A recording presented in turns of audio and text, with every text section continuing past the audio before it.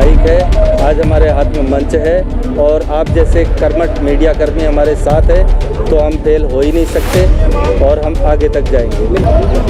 हम प्रतिज्ञा करते हैं कि ये संघर्ष अब फेल नहीं होगा। सबसे पहले मैं आप सभी सोशल मीडिया कर्मियों को बहुत बहुत धन्यवाद करना चाहूँगा और साधुवाद देना चाहूँगा जो आप हमारे इस मुहिम में पल पल की खबर और पल पल हमारे साथ खड़े हैं और हमारे संघर्ष का आप पूरे भारत देश में इसको फैला रहे हैं। इस मुहिम को आपका मैं बहुत बहुत धन्यवाद करना चाहूँगा।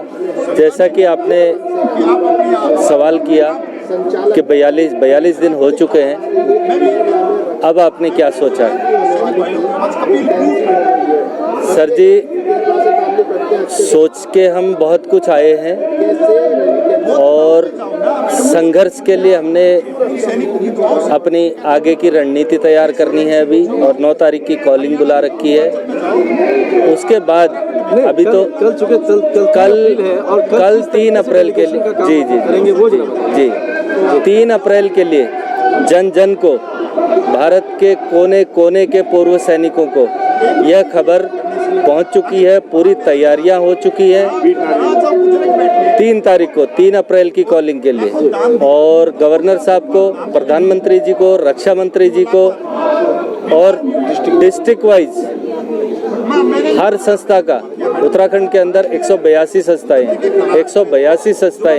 13 जिलों में हर डिस्ट्रिक्ट कलेक्टर को अपना ज्ञापन सौंपेंगे और प्रधानमंत्री तक अपनी जो चिंताएं हैं विसंगतियों के बारे में उसको पहुंचाने का काम करेंगे और इसकी पूरी तैयारियां हो चुकी हैं और मुझे आशा ही नहीं पूर्ण विश्वास है प्रधानमंत्री जी कल के इस कॉलिंग के बाद हमारा जो प्रार्थना पत्र जो हम दे रहे हैं उसके बारे में ज़रूर सोचेंगे और हमें इसका पूरा ये सुनने में ये भी आया है कि उत्तराखंड से जो लोग यहाँ पर दिल्ली जंतर मंतर पे आना चाहते हैं जी उनको रोका गया जी। कुछ इस तरीके की गतिविधि वहाँ पे चल रही है जिससे और लोगों को सही जानकारी प्राप्त नहीं हो पा रही है जी। इसके विषय में क्या कहेंगे जी? कुछ लोग जैसे देखो 100 लोगों में 2-4 लोग इस तरह के होते ही हैं और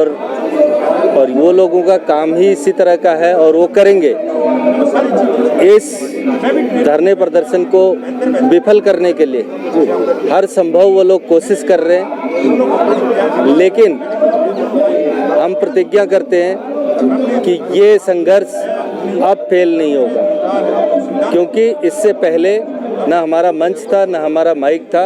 आज हमारे हाथ में माइक है, आज हमारे हाथ में मंच है और आप जैसे कर्मठ मीडिया कर्मी हमारे साथ है तो हम फेल हो ही नहीं सकते और हम आगे तक जाएंगे। लेकिन सर, क्या आपको ऐसा नहीं लगता है कि जिस तरीके से ऑफिसर्स जी जिसने जवानों के साथ में भेदभाव किया है जी, इसका उनको भी जवाब मिलना चाहिए सरकार के द्वारा और आपका जो अपना हक है वो तो मिलना ही चाहिए जी। जवाब के लिए सर मैं ये कहूँगा, हमारा किसी से पर्सनल कोई दुश्मनी नहीं है, उनका अपना हक है और हम अपने हकों की लड़ाई लड़ रहे हैं। हम समानता की लड़ाई लड़ रहे हैं और हमें पैसे या किसी इस तरह का कोई ये संघर्ष नहीं है। हमें समानता की आवश्यकता है, हमें समानता चाहिए और आर्टिकल 14 हमें ये विश्वास दिलाता है कि आप अपनी आवाज़ उठा सकते हो। हम अपने संघर्ष इसी तरह से आगे बढ़ते रहेंगे और इसी चीज़ के लिए हम संघर्ष कर रहे हैं कि हमें हमारा समानता मिले, हमें बराबरी का हक मिले। तो सर, आपको ऐसा नहीं लगता है कि जिस तरीके से आप लोग बॉर्डर पे रहे जी, वहाँ पर आपने सुरक्षा दिया पूरे भारतवर्ष और ऐसे में आप लोगों को अब जब रिटायर्ड हो गए हैं तो आप लोगों को दिल्ली के जंतर मंतर पे आके अपने हक के लिए लड़ाई लड़नी पड़ रही है? ये दुर्भाग्य कहूँगा मैं, चाहे अपना ही कहूँ या अपने ब्यूरोक्रेट्स का कहूँ कि ये एक दुर्भाग्य ही है हमारे देश का। जो सैनिक पूरी ज़िंदगी अपने देश के लिए उसने खपाया वो आज सड़कों पे है और चंद 10 कदम के अंदर पार्लियामेंट चलती है और उस पार्लियामेंट के किसी भी प्रतिनिधि का कान में जो है जूं भी नहीं रह रही है अब तक इन 43-44 दिन में। ये दुर्भाग्य है और हमारे देश के लिए दुर्भाग्य है और हमारे पूरे फौजी भाइयों का एक ये दुर्भाग्य है। ऐसे ही जो उत्तराखंड में जिस तरीके से आप लोगों के संगठन को तोड़ने की कोशिश की गई, लोगों को नहीं आने दिया जा रहा है, उनको क्या एक हार्ड मैसेज देना चाहेंगे, क्या बोलना चाहेंगे? दिल्ली का माहौल कैसा है, उनको अपने हक की लड़ाई किस तरीके से लड़ना है? जी, मैं तो मेरे पर्सनल विचार है, मैं किसी दूसरे के ऊपर ये चीज़ नहीं कह सकता कि सभी लोगों के यही विचार है। मेरा पर्सनल ये है कि जो कई लोग इधर उधर बिखर गए हैं किसी दूसरे के बहकावे में आकर के, या राजनीतिज्ञ लोगों से या ऑफिसर्स या ब्यूरोक्रेट्स के चक्कर में, वो ना आए और सही रास्ता चुने और डिसिप्लिन का रास्ता चुने। और संघर्ष जो है कोर्ट केस से नहीं हो पाता कभी भी। देश में आज तक कोई भी ऐसी सस्ता कोर्ट केस से किसी चीज़ को जीत नहीं पाई है।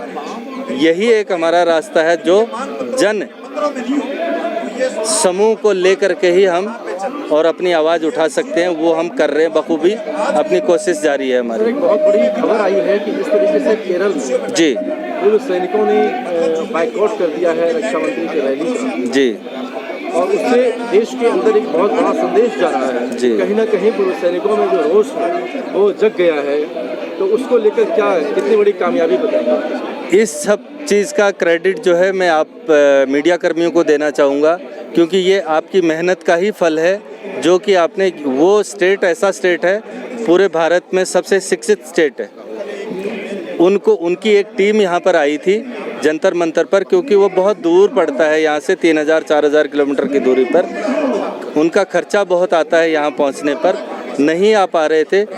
यहाँ से उनको मैसेज दिया गया कि एक बार प्रैक्टिकल आप आकर के जंतर मंतर में देख करके जाएं, क्योंकि उनको बरगला रहे थे कुछ अधिकारीगण और कुछ नेतागण जो है उनको बरगला रहे थे और वो उसी दिशा में चले जा रहे थे।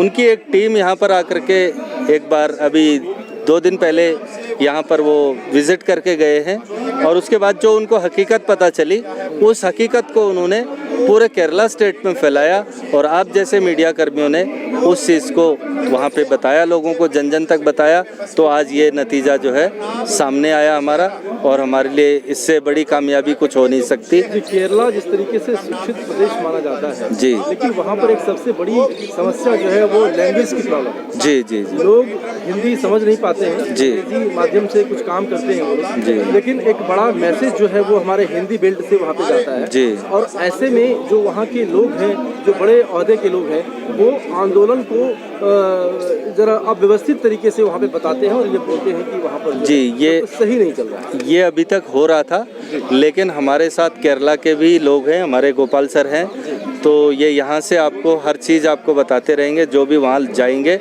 वहाँ पे भी हमारे केरला के जो पूर्व सैनिक हैं वो आपका पूरा साथ देंगे और उसको ट्रांसलेट करने की कोशिश करेंगे। आगे से इस तरह की व्यवस्था हमने बनाई है। तो सर ये अब जो आप लोग यहाँ पे मोर्चा संभाले हुए हैं जी जी उत्तराखंड से आगे, ये कितने दिनों तक आप लोग यहाँ पे अंदर बैठे रहेंगे? जब तक हमारे हक, हमें हमारा जो समानता का अधिकार है और जो हमारे हक हमको नहीं मिल जाते, तब तक हम इस चीज़ को लड़ते रहेंगे। आप मत थकिए, क्योंकि हम नहीं थके अभी तक। देश के बॉर्डर में इतनी लड़ाई लड़ करके, इतनी लड़ाइयाँ हमने जीत करके, उसके बाद भी हम रोड पे खड़े हैं और संघर्ष कर रहे हैं। और आप हमारा साथ दें, आप मत थकें, हम आपको आगे बढ़ने की उम्मीद के साथ जी आगे बढ़ेंगे और इसको पूरा करेंगे। और यहाँ पे जंतर मंतर पर 1 तारीख से हमारा शुरू हुआ मंच का, हमने मंच का चार्ज लिया है और अब 16 तारीख तक हमारा उत्तराखंड इसका संचालन करेगा। इसमें आप सभी मीडिया कर्मियों का बहुत बहुत स्वागत है, और हमारे जो जितनी भी वाणी यहाँ से निकल रही है उसको आप लोगों का सहयोग मिले और प्रधानमंत्री जी तक और रक्षा मंत्री, फाइनेंस मिनिस्टर जी वहाँ तक पहुँचे, यही हमारी प्रार्थना है। Thank you sir.